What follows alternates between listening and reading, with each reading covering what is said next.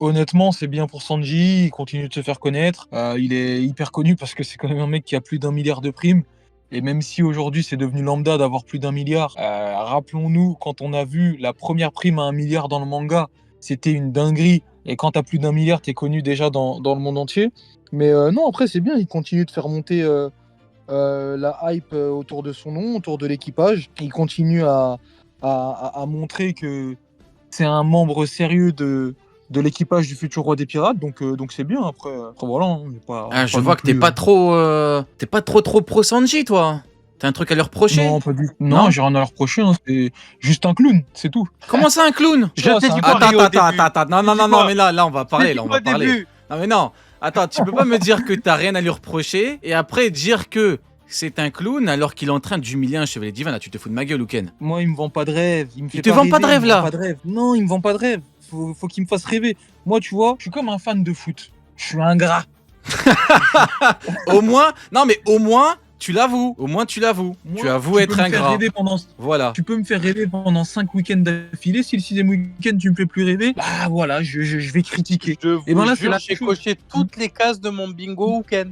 Ouais, non, Je il a vous jure, abusé. j'ai coché toutes Non, les non, cases. non, mais au moins, il avoue. Au moins, il avoue. Il est ingrat. Oui, Parce mais que, faut oh, qu'il mais me fasse Oken, rêver chaque rappelle-toi, week-end, c'est quand tout. les chevaliers divins étaient venus, ça disait, c'est incroyable, il faut que du Haki des rois, qui nous prouve qu'on n'a pas besoin d'Haki des rois. Sanji, il a humilié un être immortel sans Haki des rois. Tu es ingrat. Ah, mais En fait, le justement, problème, c'est que ouais, mais je peux même pas te dire que t'es ingrat, parce que toi-même, tu avoues être ingrat. C'est ça le problème. ouais, mais justement, je suis ingrat et en plus de ça, j'en demande beaucoup. Je suis ingrat et en plus, Moi, c'est bien ce que en gros, Sanji t'es a une fait. merde, quoi. Je suis ingrat, j'en demande Non, beaucoup, j'insulte les gens pour rien, il est fou, quoi. Vas-y, continue. non, mais tu verras, il y aura des gens qui vont être d'accord avec moi. Ce qu'il a fait, Sanji, c'est bien. Il a montré qu'on pouvait vaincre des chevaliers divins sans Haki des rois. Mais moi, j'aurais aimé qu'il débloque le Haki des rois, justement. Donc moi, ça m'arrange pas ce qu'il fait Sanji. Moi, j'aurais aimé que dans cet arc, il débloque le Haki des rois, que dans cet arc, il fasse taire tous les pros Zoro qui sont aussi pros, vous savez qui, et t'as vu qu'après cet arc-là, plus personne ne doute de lui, que les gens n'aient plus rien à dire quant à l'équivalence entre lui et Zoro. C'est que de l'agenda, en fait. En fait, c'est que de l'agenda. Agenda man, quoi. Ok, bon, bah Moi, je veux écoute. qu'il débloque le HDR, moi, c'est tout. Mais en vrai, Uken, en vrai de vrai, comment veux-tu qu'il débloque du Haki des rois contre un mec beaucoup plus faible que lui? Ça n'a pas de sens. C'est pour ça que je te dis, j'en demande beaucoup. Parce que ce qu'il a fait, c'est très bien. Ce qu'il a Ah, fait, c'est voilà, très, ok. très bien. Non, mais t'as quand même démarré Mais ton propos il en refuse. disant c'est un clown. Il est là le problème, tu vois, tu peux pas dire Oui, que c'est les critiques, c'est un clown, il a humilié d'ingratitude. Killingham quand même. C'est des critiques d'ingratitude, en fait. C'est des critiques d'ingratitude. Regarde, Vas-y, je vais vas-y, t'expliquer. Plus rien. Parce qu'en fait, Kiringam, de base, je le voyais comme un mec sérieux, et quand Sanji l'a humilié, je le voyais comme un clown. Donc je me dis que Sanji, c'est un clown aussi, et que ce qu'il a fait, c'est pas incroyable. Alors qu'en vrai de vrai, si tu te poses 2 minutes, ce qu'il a fait, c'est quand même une dinguerie. Parce que Kiringam, même si on l'a pas vu se battre et tout, il peut s'être pris ça contre Sanji, il est pas faible. Il est pas faible, Kiringam. Il y a un moment, faut pas. Mais voilà, après, c'est le monde qui est méchant, c'est le monde qui est Ok. comme ça. Ok. Moi, Oh non, je me laisse mais influencer tu as tout dit. par la vision du monde. Tu as dit que tu étais ingrat. Donc t'as tout dit. Voilà, tu as dit les termes. Ah en oui. vrai, Sanji, il faut lui envoyer un Warcury ou il faut lui envoyer un Shamrock pour qu'il ait besoin de débloquer du Haki des rois. Non, Pour non, débloquer un du Haki. Shamrock, Ah, mais faut bien lui envoyer quelqu'un de plus Non, fort moi, que Killingham. Tu lui envoies qui? Faut Oui. bien lui envoyer quelqu'un. Là, on parle de débloquer du Haki des rois. Sanji, bah, Zoro, King, il a failli le tuer 8 fois, quoi. Mais bon, c'est un autre sujet, on en parlera à l'occasion. Ben, déjà, le coup de la corde à linge, moi je trouve ça, pour moi c'est du génie. Le fait de l'avoir étendu en 3 parties en mode séchoir Alors, de je suis de désolé. dehors, là. Je vais devoir te couper, je suis désolé. Mais je te jure, il y a un mec, j'ai vu un mec dire ouais, arrêtez de dire que One Piece est un manga sérieux à cause de ce moment-là. Tu vois, à cause de ce truc-là. On parle d'un chevalier divin qui s'est fait humilier par Sanji, s'est fait attacher comme une merde, s'est fait saucissonner comme une merde. Non mais Ça dit ouais, en gros c'est de la merde. Rio. Enfin, au bout Il y a d'un, un tu sais, truc je veux très bien, simple. on dit tout le monde a le droit de, mais au bout d'un moment là, c'est du foutage de gueule. Le truc qui est hyper important dans cette scène surtout. J'oublierai jamais ton nom Sanji. Dis le mien, j'ai oublié. Il y a le fait, un prénom quand même, c'est l'incarnation de la personne en gros. Quand tu penses à quelqu'un, quand tu penses à son prénom, tu as directement son image en tête. Et il y a une scène qui est un peu qui utilise ce thème-là dans Log Horizon, où le gars il lui reconnaît pas son existence, c'est-à-dire il lui reconnaît pas le droit d'exister parce il bafouille son prénom à chaque fois. Là, je revois la même chose ici. Tu n'es personne, tu vois. C'est même pas en mode j'ai oublié comment tu t'appelles. C'est vraiment en mode tu n'es personne. Voilà, là Et tu coupes. Voilà, symbolique de malade, exactement. Ah Mais oui, oui. non, mais je trouve cette scène incroyable. Après, je disais 2 scènes en un, enfin 2 sujets en un. C'est pas Avec très la deuxième important. case. C'est les os brisés avec Frankie. C'est pas les os qui sont importants, c'est vraiment le côté. Mhm. On voit que Usopp et Brook réagissent. Donc en fait, c'est un truc à la con. En fait, ils vont boire du lait, ça va aller mieux, quoi. Mais ouais, non, voilà, pour revenir sur la scène de Killingham, en fait, le truc le plus important, c'est réellement Sanji qui a eu toute sa vie un problème d'identité. Vince Mock, on ne devait pas le mettre son nom. Il y avait pas vraiment Voilà, sa tête tu vois, sur là les tu me anniversaires. régales. Là tiens un tigre. Tu vois. Voilà. Et tiens, une tigre le ça. Oh, tu m'as fumé, Sanji. Non. Mais là, du coup, ce mec-là qui a toujours eu un souci d'identité s'affirme en tant que commandant du Yonko et refuse l'identité de quelqu'un qui est pourtant au sommet du monde normalement. Voilà, exactement. Pic. Ben écoute, t'as tout dit. On a bien fait d'en parler. Ah, alors maintenant, alors là, les mecs, c'est le moment où... Bon, j'étais déjà bien réveillé, mais où je me réveille une deuxième fois. Alors là, formidable, je vais vous lire. C'est de la poésie, c'est de la philosophie, c'est formidable. C'est une symphonie. Écoutez bien ces mots. Loki, la personne que tu as gelée tout à l'heure, elle est morte. C'est une congélation instantanée. Elle n'en mourra pas. Et là, tu te dis, ah, elle n'en mourra pas. C'est comme la glace de ce conte Kuzan. Tu mets un peu d'eau et c'est plié. Il n'y a que lui qui puisse faire fondre cette glace. Rassure-toi, elle va pas se barrer. Ri. On a fait la propagande Ragnir, Ratatosk depuis un moment. Il fallait avoir la vision. Ça nous prenait pour des fous, semaine après semaine. Oda enchaîné, avec Loki, avec Harald, avec le dieu de la guerre, avec Kimu, la totale. Là, Oda, rendez-vous compte, hein, on est au pic de ce que Oda peut proposer vis-à-vis de Ragnir. Et là, je suis pas en train d'exagérer, hein. Je vous parle très sérieusement. Il est vraiment au pic de ce qu'il peut proposer. Il est capable de te geler. Il n'y a que lui qui peut faire fondre la glace. C'est-à-dire que Loki frappe Akainu, l'homme magma. Akainu est dans un tombeau de glace. Akainu est mort. C'est foutu. Tu es fini. On ne parle pas de la glace de n'importe qui. On parle de la glace de l'écureuil des glaces. On parle d'une entité. Ça n'existe pas normalement. Une glace qui ne fond pas. Il te fait une glace qui fond. Et moi, j'ai souvenir, semaine dernière, rappelle-toi, Uken, quand on parlait un petit peu de Loki, des gens qui abusaient et tout, et je te disais, bon, bah là, normalement, les gens ont compris, Loki, Ragnir. Tu m'as dit, ouais, mais bien évidemment, malheureusement, il y a toujours des gens, je vais être poli, bien évidemment, je vais pas exagérer, hein, il y a des gens qui continuent à dire que si lui peut le faire, Kuzan peut le faire. Bah moi, j'ai un scoop pour vous. Eh ben, c'est faux, parce que Kuzan ne te fait pas de la glace qui ne fond pas sans que lui ne le fasse. Ragnir, the strongest. Uken, on va démarrer avec toi vu que c'est c'est Ragnir évidemment, c'est Loki, c'est Ragnir, on t'écoute. J'ai de la bave qui sort du...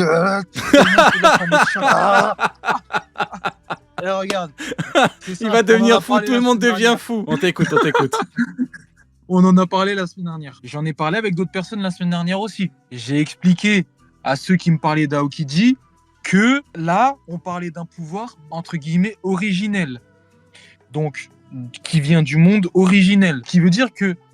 Parce qu'en fait, il y a beaucoup de gens qui ont des logiques. Oui, comme lui, il a le fruit de la glace, comme lui, il a le fruit de la foudre ou le fruit du magma. C'est le magma en personne, c'est la foudre en personne. Donc forcément, il aura les meilleures attaques de foudre ou meilleures attaques de magma ou de glace. Moi, j'ai expliqué que là, on parlait d'un être divin, d'un être, d'une entité qui vient du premier monde avec des pouvoirs originels. Donc forcément, ces pouvoirs de glace vont être supérieurs au fruit du démon de la glace qui, lui, a été inventé, quand je dis inventé, c'est entre gros guillemets, mais en gros, qui est apparu bien après. C'est logique, c'est normal. On m'a pris pour un fou, encore une fois. On m'a pris pour un malade. Donc comme Oda est méchant, il leur laisse même pas 5 jours de répit et il éclime directement. Là, on a en effet Loki qui nous explique. Alors, juste entre parenthèses, tout à l'heure, on m'a dit « Ouais, mais moi je prends pas ce que dit Loki. Loki veut Moxer Ratatosk. Hein. C'était juste une parenthèse, mais bref. Là, on a Loki qui nous explique que l'écureuil de glace, enfin le Ragnir, une fois qu'il utilise de la glace, c'est une glace qui ne peut pas fondre. Ce qui veut dire que tu peux geler quelqu'un, dans 3000 ans, elle sera encore gelée. Aokiji ne peut pas faire ça. Je vous rappelle que Jaws était gelé, ils ont pu le décongeler. Robin était gelé, je crois qu'ils l'ont ramené dans une baignoire ou un truc comme ça pour la décongeler. La glace de Aokiji n'a rien à voir. C'est même pas... Elle n'a rien à voir avec la glace du Ragnir. Là on parle d'un pouvoir sensationnel. Vous voyez, je vais donner un exemple dans Naruto, parce que j'en vois pas dans One Piece, à part à peu près peut-être le Mother Flame, mais c'est comme si demain, t'avais un feu qui ne s'éteignait jamais. C'est quelque chose de dingue, c'est quelque chose de terrifiant. Peut-être que, parce que moi, je suis pas trop théorie et tout, même si j'y ai pensé directement, mais peut-être que Neil ou Sunny va en parler après, ou toi-même Rio, mais là, ça fait directement écho aux géants antiques qui ont été gelés, et il y a peut-être des réponses qui ont été données là dans l'explication de Loki. Putain, très beau parallèle avec Naruto, exactement. En fait, rapidement après je donne la parole, quand tu parles d'un pouvoir originel, en fait je dirais que, ou un pouvoir millénaire, en fait c'est un pouvoir à l'image de Ragnir, de Ratatosk. Un pouvoir qui appartient à une entité du passé, une entité qui est là depuis des milliers d'années et qui a côtoyé des divinités, de vraies divinités originelles. Donc évidemment que il lui fallait un pouvoir de malade. Et bien évidemment, le pouvoir de Kuzan ne peut pas être comparé, et Oda a mis les points sur les i. Neil, qu'est-ce que tu penses un petit peu de tout ce bourbier-là ? Je sais pas si tu te souviens, au tout début, quand on parlait de son potentiel pouvoir, et je parlais du Gigun Nanap, ou Ginun Gagap, je sais jamais comment on le dit. Et ce truc-là est né de la rencontre entre Muspelheim, donc le monde originel du feu, et Nibelheim, donc le monde originel de la glace, donc une glace primordiale. C'est pas la même chose d'un point de vue mythologique et magique. C'est pas la même chose qu'une glace très scientifique en gros. Hein. C'est pas du tout la même chose. Il y a une dimension magique derrière. Il y a des propriétés qui n'existent pas dans notre monde qui prennent le dessus. Et la mythologie sert à ça, et notamment dans One Piece. Je connais aucun oiseau qui, quand tu lui tires dessus, il se régénère, par exemple. Et derrière, on a un fruit du phénix. Donc, il y a ce type-là d'écriture, de pouvoir en tout cas, fait que la mythologie prend le dessus. Mm-hmm. Et là, quand on te dit que très clairement, il n'y a que lui qui peut faire fondre la glace, ça me rappelle encore une fois, hein, je l'avais déjà dit, mais Boa Hancock, quand elle te dit, il n'y a que moi qui peut... enlever la pétrification. Et Boa Hancock, encore une fois, inspiration mythologique des Gorgones, et notamment de Méduse. Donc à partir du moment où tu as cette dimension magique, j'insiste bien, magique, qui entre en jeu, le pouvoir initial sera forcément plus puissant. Et là, on parle d'un Zoan mythologique en plus. Donc, Tu cook, Neil, tu cook. Merci beaucoup. Alors avant de donner la parole à Sony, j'ai 3 trucs à dire. Je vais essayer de ne pas me perdre. J'ai 1000 trucs à dire, mais... Premier élément, je vais vous prouver que Oda aime énormément Ragnir comme moi. C'est un écureuil des glaces. La bouffe qui est mangée par Loki et Luffy, c'est de la bouffe congelée. Donc Loki et Luffy mangent de la bouffe congelée qui pour eux n'est pas ouf. Sauf que pour l'écureuil des glaces, Kuririri, il aime bien parce que c'est de la bouffe gelée. Premier élément. Deuxième élément. Maintenant comprenez pourquoi les mecs les plus forts du pays le plus fort, quand ils venaient le voir, ils se faisaient allumer. Il lui suffit de les geler, de les dégeler et de leur dire « barre-toi avant que je te congèle définitivement ». Troisième élément, c'est un pouvoir du monde où il y avait Poséidon, Uranus, Pluton, Nika, Nidok, dieu de la guerre, le diable. C'est un pouvoir digne de cette ère. Comprenez maintenant, Ragnir, The Strongest. Harald n'a pas parlé pour rien. Voilà. Désolé, j'avais beaucoup de trucs à dire. C'est quoi ton avis un petit peu sur cet élément ? Vous avez tout dit les refs. Avec Houken. On a beaucoup parlé. On a juste avant, parlé. Tout a été dit là-dessus, frérot. Franchement, j'ai rien à rajouter, à part répéter. J'ai rien à rajouter, mon ref. Ok, vous avez Cook. Ok, bah écoute, pique. On va pouvoir continuer. En vrai, tu fais bien parce que sinon, on va jamais terminer. Alors, ok. Alors, là, on est sur quelque chose. Nous avons le diable qui débarque. Ça y est, il est là. Un pentacle qui est énorme. Pour moi, si le pentacle est aussi gros, c'est pour symboliser la puissance démoniaque de Imu et la puissance globale de Imu.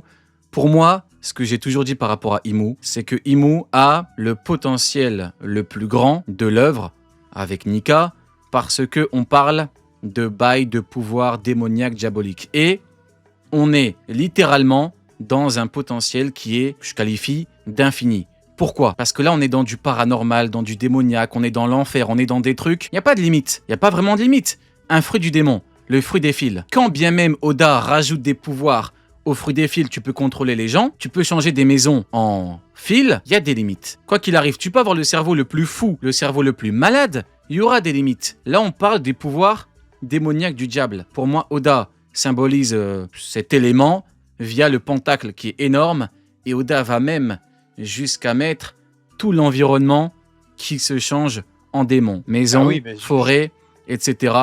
Je vais d'abord demander l'avis de Sony à ce niveau-là. Qu'est-ce que t'en penses? Ah, on t'entend pas. Il est mort.